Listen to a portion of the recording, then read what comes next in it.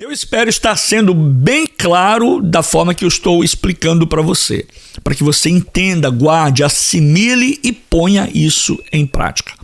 Então guarde isso, anote isso. Toda família deve ter um plano de aposentadoria. Ou, talvez, se eu posso dizer assim também, todo pai de família que pode e que se importa com o futuro da sua família deve ter um planejamento para o futuro.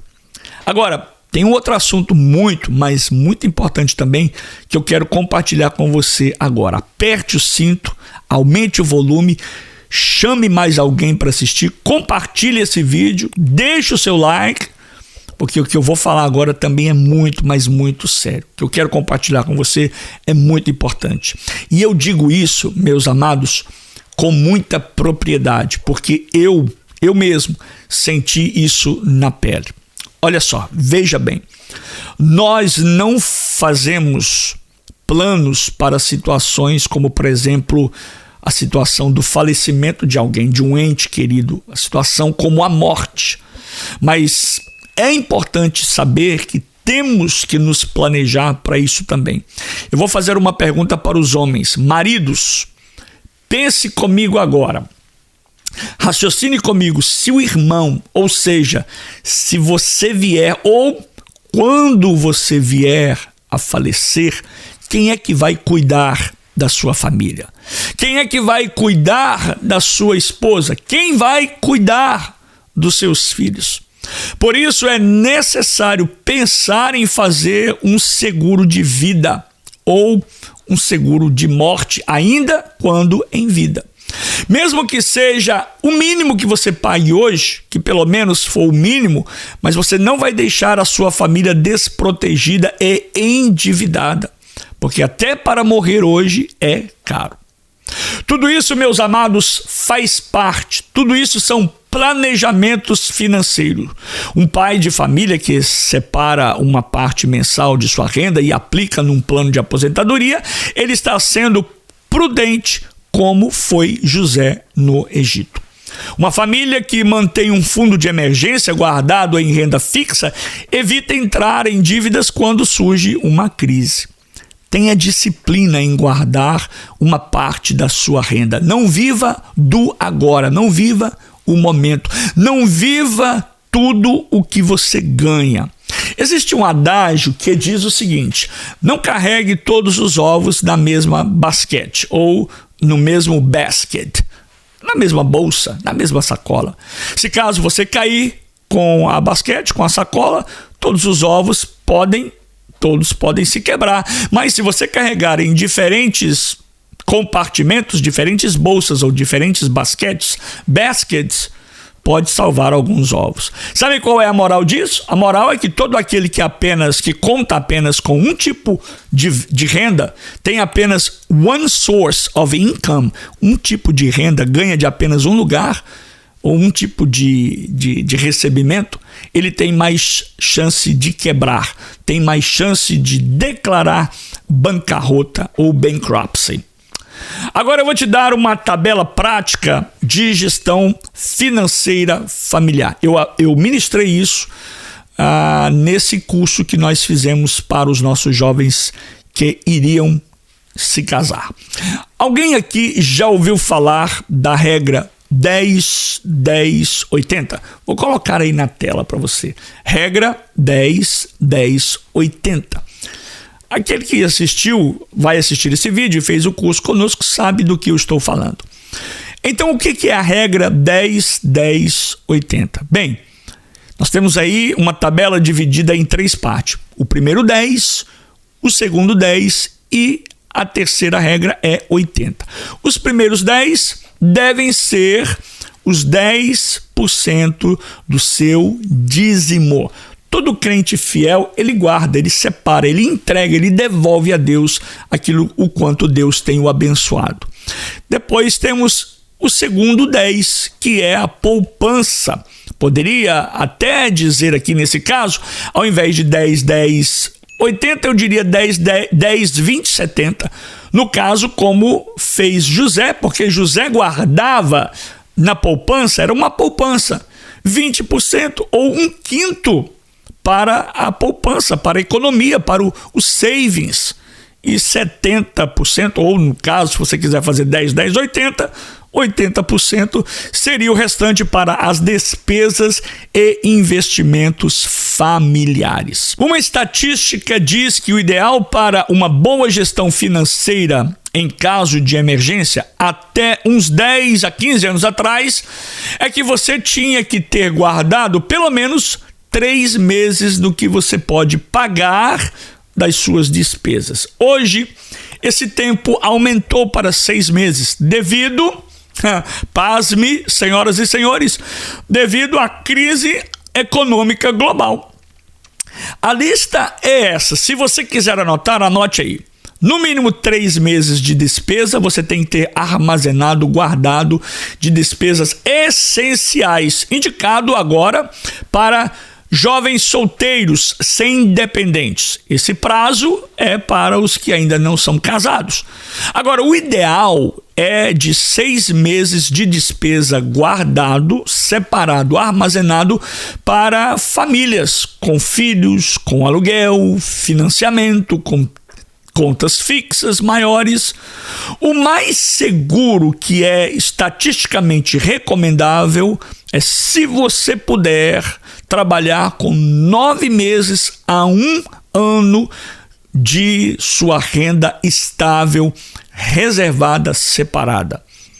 Como, por exemplo, pessoas autônomas. Aqui nesse país, nos Estados Unidos, pessoas que são autônomas, elas declaram o que nós chamamos de 1099 ou 1099, que é a declaração daqueles que trabalham com serviços autônomos ou pequenos empresários, ou que depende até mesmo de venda de comissão. Alguém pode dizer: pastor, mas eu não ganho tanto dinheiro assim para guardar tudo isso. Preste atenção que eu vou clarear a sua mente. Não é o quanto você ganha, mas é o quanto você gasta. Eu tenho certeza disso, que a maioria das pessoas que passam dificuldades financeiras não é porque ganham mal, mas é porque gastam muito. Gastam mais do que ganham. Então, como eu devo fazer? Como resolver essa situação? Eu sempre digo, você não pode dar um passo maior que a sua perna pode alcançar.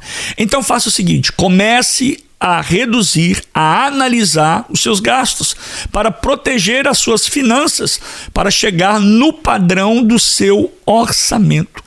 Vou te dar aqui alguns exemplos para facilitar a sua vida, para facilitar para você. Exemplo 1. Primeiro, evite comer fora com frequência. Você sabia que se você preparar as suas refeições em casa, você pode reduzir seu gasto semanal em até 50%. Faça uma lista antes de ir ao supermercado. Isso evita compras por impulsos. Aquelas pessoas que saem colocando um monte de coisa no carrinho de compra sem necessidade. Terceiro, desligue as luzes, desligue os ventiladores, os aparelhos eletrônicos que não estão em uso. Use lâmpadas quarto, use lâmpadas de LED que consomem menos energia. Reduza o seu tempo no banho, conserte vazamento se houver na sua casa. E tudo isso eu estou te dando uma lista de planejamento de economia do lar. Planeje rotas para economizar o seu combustível. Não saia aí loucamente seguindo a sua estrada e você vai gastar muito combustível. Planeje tudo. Se tiver 2 carros na família, avalie se é necessário manter os 2 carros. Revise suas assinaturas mensais. E aqui eu vou agora assustar você. Avalie as suas assinaturas mensais. Como o que, pastor? Os streamings, os aplicativos, revistas eletrônicas, academia. Eu vou te dar aqui agora uma lista que você vai ficar surpreso de tanta coisa que você usa e nem precisa. Tanta coisa que você gasta de forma desnecessária. Existem pessoas que têm conta em Netflix, vai anotando aí, Amazon Prime, Amazon Video Prime, Pureflix, que é um conteúdo cristão, como se fosse o Netflix, o Disney Plus, Hulu, ESPN, Bundle, Apple TV. Alguns aqui no exterior tem o que a gente chama de Brazilian Box TV. Isso aqui é usado muito. Spotify, Apple Music, Amazon Music Unlimited. Estou te dando uma lista daquilo que você pode estar usando, utilizando, gastando o seu dinheiro e nem percebe, porque é um pouquinho aqui e um pouquinho ali. No final das contas, esse pouquinho vira um montão. YouTube Music Premium, Pandora Premium, Kindle Unlimited, Amazon Audible, Amazon Audiobooks, Scrib. E se você hoje baixar o seu banco, o seu bank statement, ou seja, o seu extrato bancário, você vai ver o tanto de assinatura e o tanto de dinheiro, tanto de coisa que está lá dentro do seu extrato bancário que está comendo o seu dinheiro. Sem falar, e eu nem coloquei aqui na lista, academias que fazem cobranças mensal, aqueles planos maravilhosos que você fala, é apenas isso. E no final da conta, é um dinheirão. E os aplicativos de telefone? Abra aí o seu telefone, se é um Android ou se é um iPhone, um iOS, e veja quantos aplicativos, quantas assinaturas em aplicativos você tem. Sem falar também programas de computador. Hoje tudo é por assinatura, né? Microsoft 365, Word, Excel, Outlook e por aí vai. Google Workspace, Dropbox, Google Drive, iCloud, meu Deus, Canvas, Design, Zoom Pro, tanta coisa. Tem mais. Eu já ia me esquecendo. Jogos eletrônicos, Xbox Game Pass, PlayStation Plus, Nintendo Switch Online, meu Deus. Tem outro. Não acabou? Não. Seguro de celular. Será que você precisa mesmo ter um seguro no seu celular? Não seria melhor você ser mais cuidadoso? Eu disse no encontro de casais sobre compras e consumo pessoal. Evite comprar por impulso. Espere pelo menos 24 horas antes de decidir se realmente você precisa daquele item. Pois bem, eu vou finalizar esse vídeo aqui falando algo que vai na contramão de muita gente mesmo, que estão indo por aí nas mídias, nas redes sociais, trazendo uma mensagem equivocada, uma falácia e um descorajamento para os fiéis e deturpando, principalmente, infelizmente, deturpando a palavra de Deus. Muitos estão dizendo por aí hoje que dízimo é coisa do passado, que dízimo é coisa do Antigo Testamento. Eu não vou entrar nem nesse detalhe, talvez uma outra oportunidade eu até grave um vídeo aqui só para falar sobre isso. Dízimo no Antigo Testamento, dízimo no Novo Testamento, até porque tem tanto conteúdo aí na internet bom que você pode aproveitar algum. Mas hoje eu vou falar só de algo que eu quero falar para você, que eu acredito que é importante. Primeiro, quem não dizima e não oferta é porque não sabe que há uma proteção de Deus sobre a sua casa, sobre a sua família e sobre o seu lar quando você é fiel ao Senhor nos dízimos e nas ofertas. Repito, não vou falar sobre isso no termo mais propriamente dito, aprofundado, mas eu preciso falar sobre isso. Guarde isso. Deixando de forma bem simples para você entender o que eu quero, a mensagem que eu quero passar para você é a seguinte: quem dizima, ele é protegido, e quem oferta, ele prospera. Olha só, no dízimo você reconhece que Deus é o dono de tudo. Está lá em Malaquias 3:10. E na oferta, a oferta ela é o fruto da sua gratidão e da sua confiança em Deus. 2 Coríntios, capítulo 9, verso 7. Agora, assim como José reconheceu que a prosperidade vem de Deus, nós demonstramos isso com a nossa fidelidade ao Senhor em retornar à casa de Deus os dízimos e as ofertas. José não consumiu tudo no tempo de fartura. A sabedoria de José multiplicou os seus recursos. Na parábola dos talentos, em Mateus capítulo 25, Deus espera multiplicação e não desperdício. Existe a proteção de Deus sobre a sua casa, sim.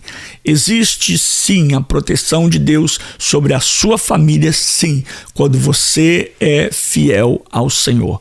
José protegeu o povo da fome. José nos ensina a ter um planejamento familiar. José nos ensina a ter um planejamento para a aposentadoria. José planejou não somente para si, mas para toda uma geração.